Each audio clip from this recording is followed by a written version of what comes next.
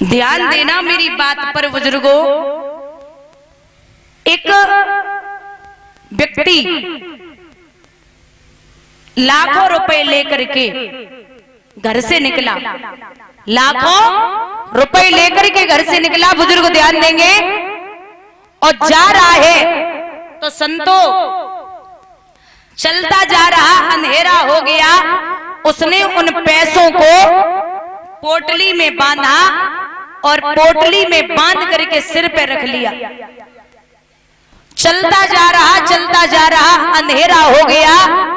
उसने विचार किया कि अंधेरा तो होने को है, मेरे पास लाखों रुपए हैं, कहीं ऐसा न हो कि चोर मिल जाए और हमें लूट ले। ये सोचता हुआ जा रहा है, तब तक भैया उसके पीछे 5 चोर लग गए, 5 चोर लग गए। अब जैसे आप जंगल में जाओ तो गर्मी पड़े ना, गर्मी, जो पत्ते गिरते हैं वृक्ष के, आप उन पे पैर रखना तो उन पत्तों से आवाज आएगी। पहले तो उसके अकेले पैरों की आवाज आ रही थी, लेकिन अब कई पैरों की आवाज आने लगी। तो उसने पीछे मुड़ के देखा तो 5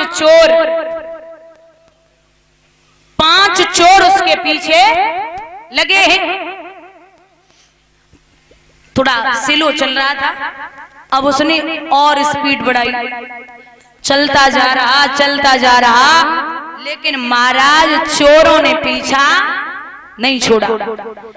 आगे जाए के एक बरगद को पेड़ खड़ो रहे, जो पुराने बरगद के पेड़ होते हैं उन पे जटाएं लटकी होती हैं बड़ी बड़ी सी। तो उसने वो जटाएं पकड़ी और नीचे कुएं में, वहीं कुआं था तो कुएं में घुस गया।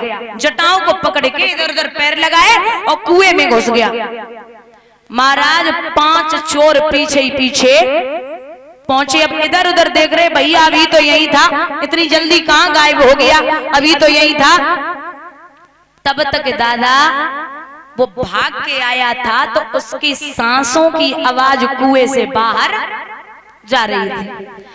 एक चोर बोला, अरे भैया गाय को परेशान हो, जो तो यही है अंदर कुएं में, निकलेगा अभी नहीं तो 2 घंटे बाद निकलेगा, हम भी यहीं बैठेंगे, कहीं जाने वाले नहीं।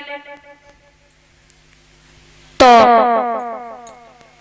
विचार किया उस व्यक्ति ने कि अगर मैं बाहर निकला तो ये 5 चोर हमसे ये धन लूट लेंगे, और मैं धन देने वाला हूं नहीं, चाहे प्राण भले ही चले जाए, लेकिन मैं इन्हें धन नहीं दे सकता।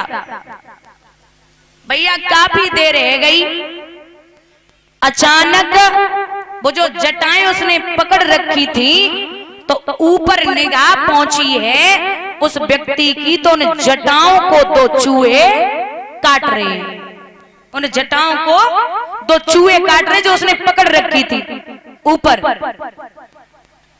अब जब चूहे काट रहे थे तो उसने विचार किया कि अगर बाहर निकले तो चोर हैं और ये चूहे ने जटाओं को काट रहे हैं, मरना तो निश्चित है। जब तक उसने वो चूहे देखे, अचानक नीचे कुएं में निगाह पहुंची तो एक काला सर्प उस कुएं में घूम रहा है। सूखा कुआं था तो काला सर्प उस कुएं में घूम रहा है। व्यक्ति समझ गया कि पक्का आज मृत्यु से हमें कोई नहीं बचा सकता, मरना तो है।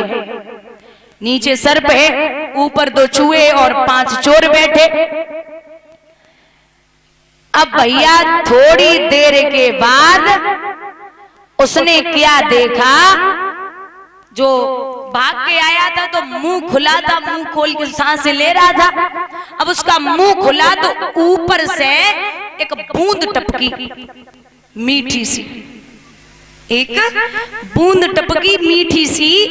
तो भैया उसने जिंदगी में पहली बार इतना मीठा खाया था, जिंदगी में पहली बार इतना मीठा स्वाद लिया। अब निगाह पहुंची तो एक शहद, जो शहद था मधुमक्खी का शहद था, तो वहां से शहद आ रहा था, शहद टपक रहा था एक एक बूंद। अब वो 5 चोर भी भूल गया, चूहे भी भूल गया, सर्प भी भूल गया। अब वो जे विचार कर रहे हो कि जब बूंद आए कहां से रही है, जब एक और मिल जाए, इतना मीठो है, जब बूंद कहां से आई रही है, जब एक और मिल जाए। अब उस बूंद के चक्कर में पड़ गया। बुजुर्गों याद रखना, हम कोई कहानी नहीं सुना रहे, ये जो व्यक्ति है वो कोई और नहीं, हम और आप हैं। और जो 5 चोर हैं वो काम, क्रोध, मोह, लोभ और अहंकार, और जो जटाएं हैं जिन्हें हम पकड़ रखा है उसने, वो है सांसें। और जिनको वो 2 चूहे काट रहे हैं जटाओं को, वो कुछ और नहीं, एक है दिन और एक है रात। और जो नीचे सर्प घूम रहा है वो कोई और नहीं, वो हमारा और आपका काल है। काल रूपी सर्प घूम रहा है। और जो शहद की बूंदें गिर रही हैं, जो इतना मीठा स्वाद लग रहा है, वो कुछ और नहीं, वो है धन। आज 1000 मिल गए, 1 लाख मिल गए, तो कल दूसरे की आस है कि कल 2 लाख और मिल जाए। तो हम और आप इस माया में फंसे हुए हो। बोलिए गोविंद भगवान की। महाराज विचार कर रहे हैं राजा दशरथ कि अपने बड़े पुत्र को राजगद्दी देनी, लेकिन कैकेयी कोप भवन में लेटी है। राजा ने कहा क्या बात है, आपके बेटे का राज तिलक है, आप यहां लेटी हो? जवाब दो करवा, राज तिलक किसने मना किया? लेकिन मेरे जो 2 वरदान हैं वो आप मुझे दे दो। कौन से 2 वरदान? तो जवाब दिया